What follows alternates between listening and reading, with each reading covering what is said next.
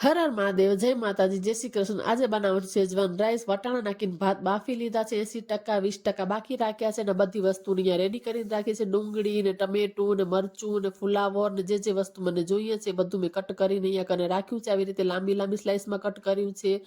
તો જે મારી પાસે ઘરમાં હાજર હતા વેજીટેબલ્સ નાખ્યા છે। આમ તો બધી જાતના વેજીટેબલ નાખી બહુ જ મસ્ત થાય છે સેજવાન રાઈસ। બટેકું બહુ બધું મોટું હતું એટલે પછી એને સ્કીપ કરી દીધું। અહીંયા તેલ ગરમ કરી સૌથી પહેલા અહીંયા લસણ નાખ્યું છે, પછી લીલા મરચાં અને આદુ નાખીને સરસ મજાને સાંતળી લીધું છે। એના પછી ડુંગળી છે એ નાખી થોડી વાર એને સાંતળીને પછી ઉપરથી જે આપણે કટ કરીને ફ્લાવર રાખી હતી એને નાખી દીધી છે। એને પણ થોડી વાર સાંતળી લેશું, એ મસ્ત મજાની સતળાઈ જાય એના પછી આપણે ટમેટા છે એ તો ઘરે આવી રીતે મસ્ત મજાના સેજવાન રાઈસ એ બની જાય છે। આપણે તો ગુજરાતી ગમે એમ જુગાડ કરી લે, પ્રોપર અહીંયા કને સેજવાન રાઈસ નથી બનાવતી પણ મસ્ત મજાના આ બને છે। અને પછી છેલ્લે ટમેટા પણ નાખીને સરસ મજાને સાતળીને પછી ભાત છે જે આપણે બાફીને રાખ્યા હતા એ નાખી દેવાના, સારી રીતે મિક્સ કરીને પછી જે આ પેકેટ છે એ નાખવાનું। તો 10 રૂપિયાનું સેજવાન રાઈસનું પેકેટ આવે છે।